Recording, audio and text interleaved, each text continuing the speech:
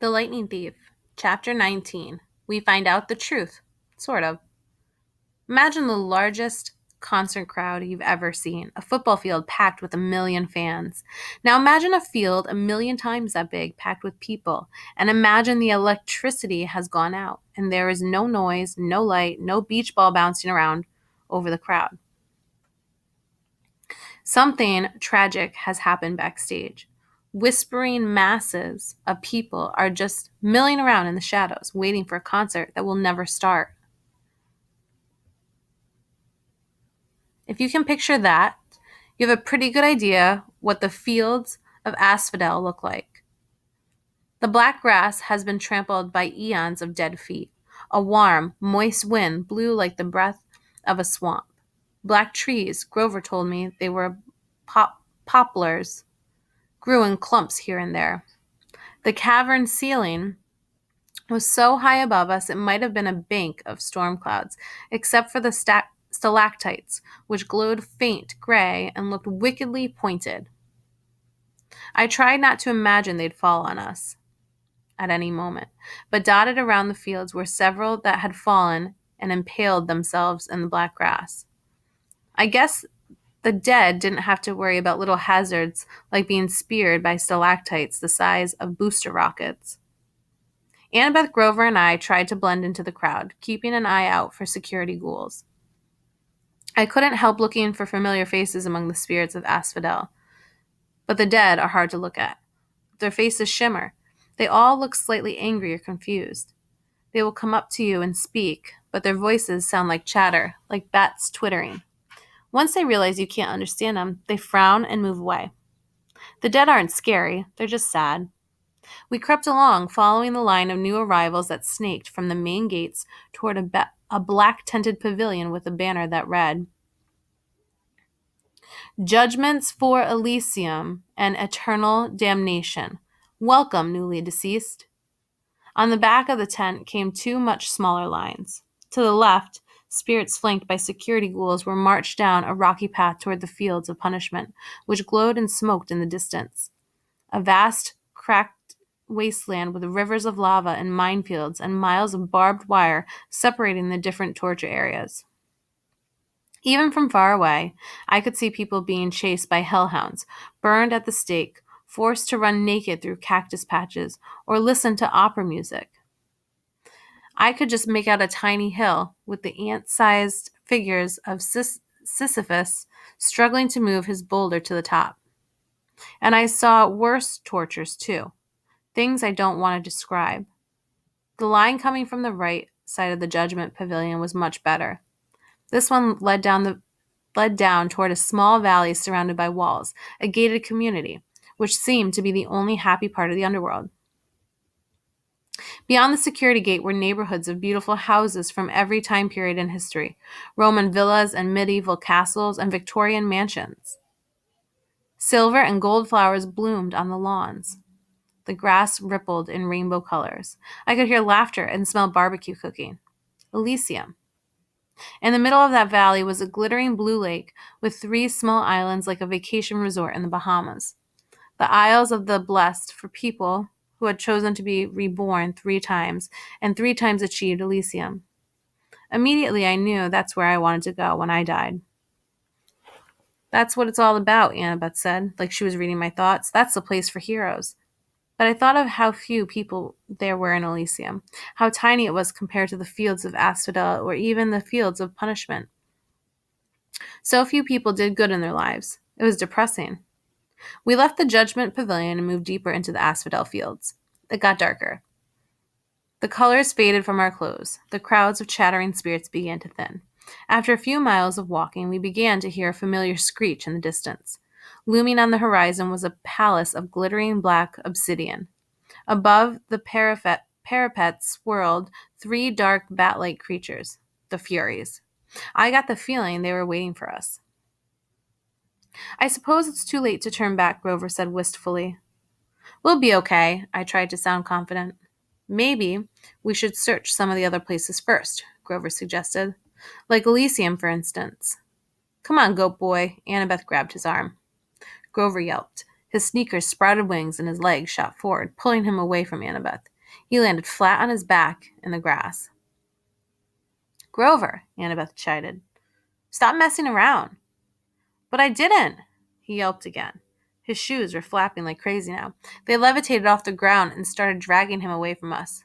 "Mayai!" he yelled, but the magic words seemed to have no effect. "Mayai already! 911! Help!" I got over being stunned and made a grab for Grover's hand, but too late. He was picking up speed, skidding downhill like a bobsled. We ran after him. Annabeth shouted, "Untie the shoes!" It was a smart idea, but I guess that's not so easy when your shoes are pulling you along feet first at full speed. Grover tried to sit up, but he couldn't get close to the laces. We kept after him, trying to keep him in sight as he zipped between the legs of spirits who chattered at him in annoyance. I was sure Grover was going to barrel straight through the gates of Hades' palace, but his shoes veered sharply to the right and dragged him in the opposite direction. The slope got steeper. Grover picked up speed. Annabeth and I had to sprint to keep up. The cavern walls narrowed on either side, and I realized we'd entered some kind of side tunnel. No black grass or trees now, just rock underfoot, and the dim light of the stalactites above. "Grover!" I yelled, my voice echoing. "Hold on to something!" "What?" he yelled back. He was grabbing at gravel, but there was nothing big enough to slow him down. The tunnel got darker and colder. The hairs on my arm bristled. It smelled evil down here. It made me think of things I shouldn't even know about. Blood spilled on an ancient stone altar, the foul breath of a murderer. Then I saw what was ahead of us, and I stopped dead in my tracks. The tunnel widened into a huge, dark cavern, and in the middle was a chasm the size of a city block. Grover was sliding straight toward the edge. "Come on, Percy!" Annabeth yelled, tugging at my wrist. "But that's—" "I know," she shouted. "The place you described in your dream. But Grover's going to fall in if we don't catch him." She was right, of course. Grover's predicament got me moving again. He was yelling, clawing at the ground, but the winged shoes kept dragging him toward the pit, and it didn't look like we could possibly get to him in time. What saved him were his hooves. The flying sneakers had always been a loose fit on him, and finally Grover hit a big rock, and the left shoe came flying off. It sped into the darkness, down into the chasm. The right shoe kept tugging him along, but not as fast. Grover was able to slow himself down by grabbing onto the big rock and using it like an anchor. He was 10 feet from the edge of the pit when we caught him and hauled him back up the slope. The other winged shoe tugged itself off, circled around us angrily, and kicked our heads in protest before flying off into the chasm to join its twin. We all collapsed, exhausted, on the obsidian gravel. My limbs felt like lead. Even my backpack seemed heavier, as if somebody had filled it with rocks. Grover was scratched up pretty bad. His hands were bleeding. His eyes had gone slit-pupiled, goat style, the way they did whenever he was terrified. "I don't know how," he panted. "I didn't—" "Wait," I said. "Listen." I heard something, a deep whisper in the darkness. Another few seconds, and Annabeth said, "Percy, this place—" "Shh!" I stood. The sound was getting louder. A muttering evil voice from far, far below us, coming from the pit. Grover sat up. What's that noise?" Annabeth heard it too now. I could see it in her eyes. "Tartarus, the entrance to Tartarus." I uncapped Anaclusmus.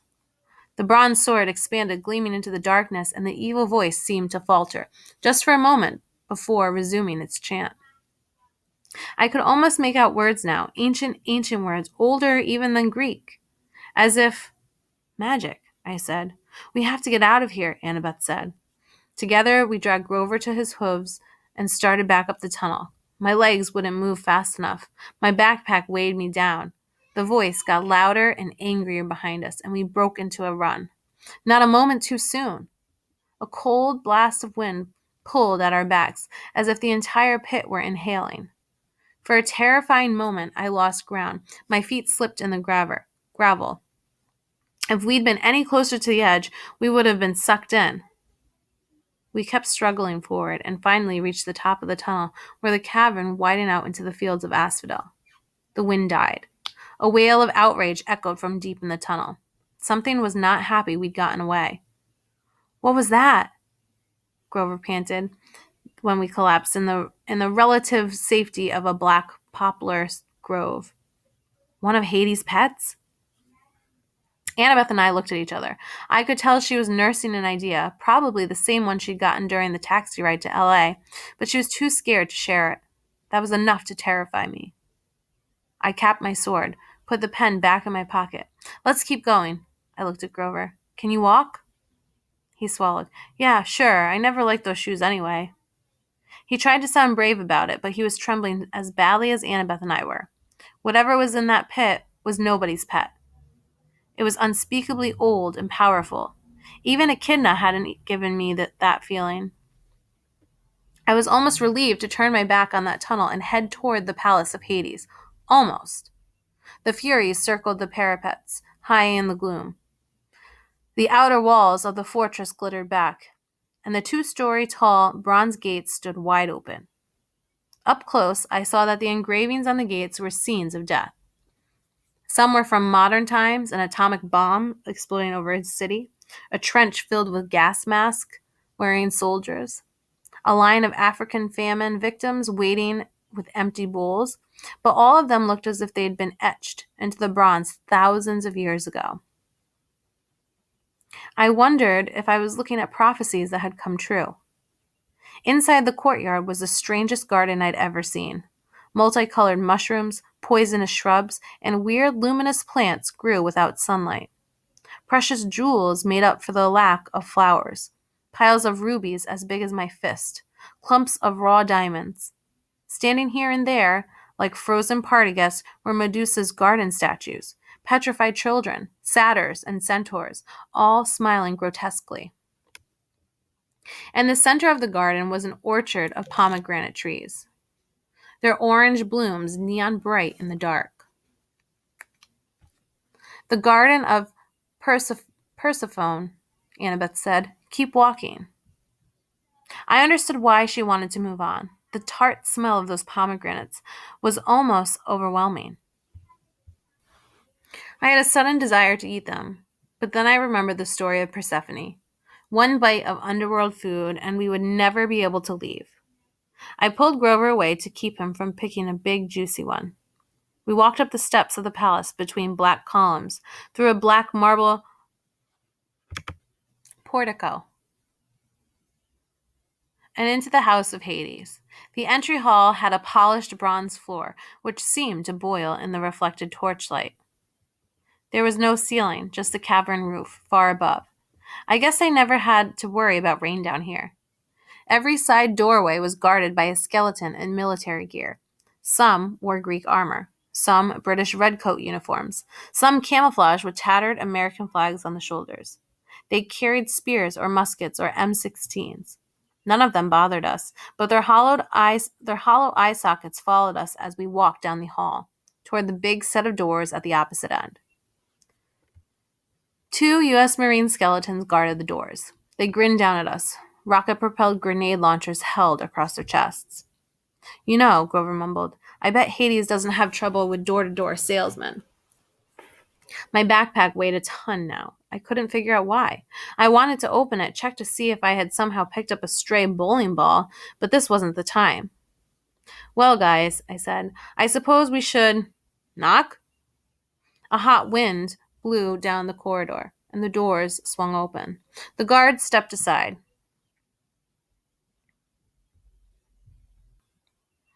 I guess that means entrez-vous, Annabeth said. The room inside looked just like in my dream, except this time the throne of Hades was occupied. He was the third god I'd met, but the first who really struck me as godlike. He was at least 10 feet tall, for one thing, and dressed in black silk robes and a crown of braided gold. His skin was albino white, his hair shoulder-length and jet black. He wasn't bulked up like Ares, but he radiated power. He lounged on his throne of fused human bones, looking lithe, graceful, and dangerous as a panther. I immediately felt like he should be giving the orders. He knew more than I did. He should be my master. Then I told myself to snap out of it. Hades' aura was affecting me, just as Ares' had. The Lord of the Dead resembled pictures I'd seen of Adolf Hitler or Napoleon, or the terrorist leaders who direct suicide bombers. Hades had the same intense eyes, the same kind of mesmerizing, evil charisma. You are brave to come here, son of Poseidon, he said in an oily voice. After what you have done to me, very brave indeed. Or perhaps you are simply very foolish. Numbness crept into my joints, tempting me to lie down and just take a little nap at Hades' feet. Curl up here and sleep forever. I fought the feeling and stepped forward. I knew what I had to say. Lord and uncle, I come with 2 requests. Hades raised an eyebrow. When he sat forward in his throne, shadowy faces appeared in the folds of his black robes, faces of torment, as if the garment were stitched of trapped souls from the fields of punishment, trying to get out. The ADHD part of me wondered, off task? The ADHD part of me wondered, off task, whether the rest of his clothes were made the same way. What horrible things would you have to do in your life to get woven into Hades' underwear? Only 2 requests? Hades asked. Arrogant child, as if you have not already taken enough. Speak then. It amuses me not to strike you dead yet. I swallowed. This was going about as well as I'd feared. I glanced at the empty, smaller throne next to Hades's. It was shaped like a black flower, gilded with gold. I wished Queen Persephone were here. I recalled something in the myths about how she could calm her husband's moods. But it was summer. Of course, Persephone would be above in the world of light with her mother, the goddess of agriculture, Demeter. Her visits, not the tilt of the planet, create the seasons. Annabeth cleared her throat. Her finger prodded me in the back. Lord Hades, I said. Look, sir, there can't be a war among the gods. It would be bad. Really bad, Grover added helpfully. Return Zeus's master bolt to me, I said. Please, sir, let me carry it to Olympus. Hades' eyes grew dangerously bright. You dare keep up this pretense after what you've done? I glanced back at my friends. They looked as confused as I was. Uncle, I said, you keep saying after what you've done. What exactly have I done? The throne room shook with a tremor so strong they probably felt it upstairs in Los Angeles. Debris fell from the cavern ceiling. Doors burst open all along the walls, and skeletal warriors marched in, hundreds of them, from every time period and nation in Western civilization. They lined the perimeter of the room, blocking the exits. Hades bellowed, Do you think I want war, godling? I wanted to say, well, these guys don't look like peace activists, but I thought that might be a dangerous answer. You are the Lord of the Dead, I said carefully. A war would expand your kingdom, right? A typical thing for my brothers to say. Do you think I need more subjects? Did you not see the sprawl of the asphodel fields? Well, have you any idea how much my kingdom has swollen in the past century alone? How many subdivisions I've had to open? I opened my mouth to respond, but Hades was on a roll now. More security ghouls, he moaned. Traffic problems at the Judgment Pavilion.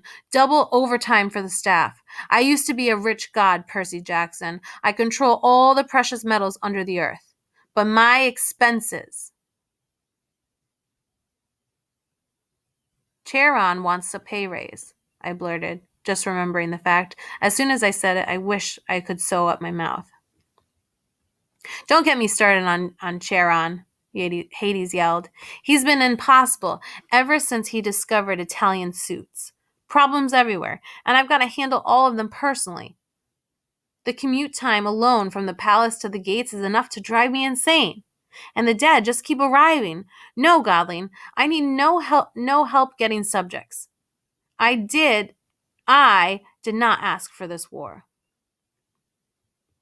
But you took Zeus's master bolt. Lies. More rumbling. Hades rose from his throne, towering to the height of a football goalpost. Your father may fool Zeus, boy, but I am not so stupid. I see his plan. His plan? You were the thief on the winter solstice, he said. Your father thought to keep you his little secret. He directed you into the throne room of Olympus. You took the master bolt and my helm. Had I not sent my fury to discover you at Yancy Academy, Poseidon might have succeeded in hiding his scheme to start a war. But now you have been forced into the open. You will be exposed as Poseidon's thief, and I will have my helm back. But, Annabeth spoke. I could tell her mind was going 1,000,000 miles an hour. Lord Hades, your helm of darkness is missing too? Do not play innocent with me, girl. You and the satyr have been helping this hero, coming here to threaten me in Poseidon's name. No doubt to bring me an ultimatum. Does Poseidon think I can be blackmailed into supporting him? No, I said. Poseidon didn't. I didn't. I have said nothing of the helm's disappearance, Hades snarled, because I had no illusions that anyone on Olympus would offer me the slightest justice, the slightest help. I can ill afford for word to get out that my most powerful weapon of fear is missing. So I searched for you myself, and when it was clear you were coming to me to deliver your threat, I did not try to stop you. You didn't try to stop us, but return my helm now, or I will stop death, Hades threatened. This is my counter-proposal. I will open the earth and have the dead pour back into the world. I will make your lands a nightmare, and you, Percy Jackson, your skeleton will lead my army out of Hades. The skeletal soldiers all took one step forward, making their weapons ready. At that point, I probably should have been terrified. The strange thing was, I felt offended. Nothing gets me angrier than being accused of something I didn't do. I've had a lot of experience with that. You're as bad as Zeus, I said. You think I stole from you? That's why you sent the Furies after me? Of course, Hades said. And the other monsters? Hades curled his lip. I had nothing to do with them. I wanted no quick death for you. I wanted you brought before me alive so you might face every torture in the fields of punishment. Why do you think I let you enter my kingdom so easily? Easily? Return my property. But I don't have your helm. I came for the Master Bolt, which you already possess, Hades shouted. You came here with it, little fool, thinking you could threaten me. But I didn't. Open your pack then. A horrible feeling struck me, the weight in my backpack like a bowling ball. It couldn't be. I slung it off my shoulder and unzipped it. Inside was a 2-foot long metal cylinder, spiked on both ends, humming with energy. Percy, Annabeth said. How? I don't know. I don't understand. You heroes are always the same, Hades said. Your pride makes you foolish, thinking you could bring such a weapon before me. I did not ask for Zeus's master bolt, but since it is here, you will yield it to me. I am sure it will make an excellent bargaining tool. And now, my helm. Where is it? I was speechless. I had no helm. I had no idea how the master bolt had gotten into my backpack. I wanted to think Hades was pulling some kind of trick. Hades was the bad guy, but suddenly the world turned sideways. I realized I'd been played with. Zeus, Poseidon, and Hades had been set at each other's throats by someone else. The master bolt had been in the backpack, and I'd gotten the backpack from Lord Hades. Wait, I said. This is all a mistake. A mistake? Hades roared. The skeletons aimed their weapons from high above. There was a fluttering of leathery wings, and the 3 Furies swooped down to perch on the back of their master's throne. The one with Mrs. Dodd's face grinned at me eagerly and flicked her whip. There is no mistake, Hades said. I know why you have come. I know the real reason you brought the bolt. You came to bargain for her. Hades loosed a ball of gold fire from his palm. It exploded on the steps in front of me, and there was my mother, frozen in a shower of gold, just as she was at the moment when the Minotaur began to squeeze her to death. I couldn't speak. I reached out to touch her, but the light was as hot as a bonfire. Yes, Hades said with satisfaction. I took her. I knew, Percy Jackson, that you would come to bargain with me eventually. Return my helm, and perhaps I will let her go. She is not dead, you know. Not yet. But if you displease me, that will change. I thought about the pearls in my pocket. Maybe they could get me out of this. If I could just get my mom free. Ah, the pearls, Hades said, and my blood froze. Yes, my brother and his little tricks. Bring them forth, Percy Jackson. My hand moved against my will and brought out the pearls. Only 3, Hades said. What a shame. You do realize each only protects a single person. Try to take your mother then, little godling, and which of your friends will you leave behind to spend eternity with me? Go on, choose. Or give me the backpack and accept my terms. I looked at Annabeth and Grover. Their faces were grim. We were tricked, I told them. Set up. Yes, but why? Annabeth asked. And the voice in the pit? I don't know yet, I said, but I intend to ask. Decide, boy, Hades yelled. Percy, Grover put his hand on my shoulder. You can't give him the bolt. I know that. Leave me here, he said. Use a 3rd pearl on your mom. No, I'm a satyr, Grover said. We don't have souls like humans do. He can torture me until I die, but he won't get me. He won't get me forever. I'll just be reincarnated as a flower or something. It's the best way. No. Annabeth drew her bronze knife. You two go on. Grover, you have to protect Percy. You have to get your searcher's license and start your quest for Pan. Get his mom out of here. I'll cover you. I plan to go down fighting. No way, Grover said. I'm staying behind. Think again, goat boy, Annabeth said.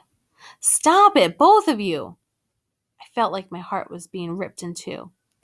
They had both been with me through so much. I remember Grover dive-bombing Medusa in the statue garden, and Annabeth saving us from Cerberus. We'd survived Hephaestus's Waterland ride in St. Louis Arch, the Lotus Casino. I had spent thousands of miles worried that I'd be betrayed by a friend, but these friends would never do that. They had done nothing but save me over and over, and now they wanted to sacrifice their lives for my mom. I know what to do, I said. Take these. I handed them each a pearl. Annabeth said, But Percy! I turned and faced my mother. I desperately wanted to sacrifice myself and use the last pearl on her, but I knew what she would say. She would never allow it. I had to get the bolt back to Olympus and tell Zeus the truth. I had to stop the war. She would never forgive me if I saved her instead. I thought about the prophecy made at Half-Blood Hill, what seemed like 1,000,000 years ago. You will fail to save what matters most in the end. I'm sorry, I told her. I'll be back. I'll find a way. The smug look on Hades' face faded. He said, Godling? I'll find your helm, Uncle, I told him. I'll return it. Remember about Charon's pay raise? Do not defy me. And it wouldn't hurt to play with Cerberus once in a while. He likes red rubber balls. Percy Jackson, you will not, I shouted. Now, guys! We smashed the pearls at our feet. For a scary moment, nothing happened. Hades yelled, Destroy them! The army of skeletons rushed forward, swords out, guns clicking to full automatic. The Furies lunged, their whips bursting into flame.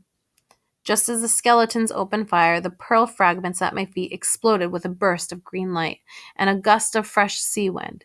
I was encased in a milky white sphere, which was starting to float off the ground. Annabeth and Grover were right behind me. Spears and bullets sparked harmlessly off the pearl bubbles as we floated up. Hades yelled with such rage the entire fortress shook, and I knew it was not going to be a peaceful night in L.A. Look up, Grover yelled. We're going to crash! Sure enough, we were racing right toward the stalactites, which I figured would pop our bubbles and skewer us. How do you control these things? Annabeth shouted. I don't think you do, I shouted back. We screamed as the bubbles slammed into the ceiling, and darkness. Were we dead? No, I could still feel the racing sensation. We were going up, right through solid rock as easily as an air bubble in water. That was the power of the pearls, I realized. What belongs to the sea will always return to the sea. For a few moments, I couldn't see anything outside the smooth walls of my sphere. Then my pearl broke through on the ocean floor. The two other milky spheres, Annabeth and Grover, kept pace with me as we soared upward through the water. And kerblam!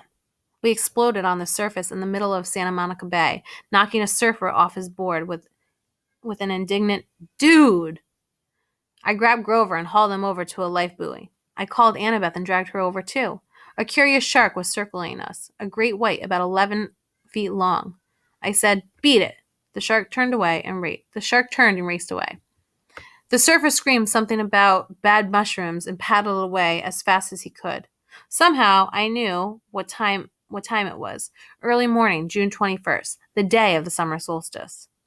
In the distance, Los Angeles was on fire, plumes of smoke rising from neighborhoods all over the city. There had been an earthquake, all right, and it was Hades' fault. He was probably sending an army of the dead after me right now. But at the moment, the underworld wasn't my biggest problem. I had to get to shore. I had to get Zeus's thunderbolt back to Olympus. Most of all, I had to have a serious conversation with the god who'd tricked me.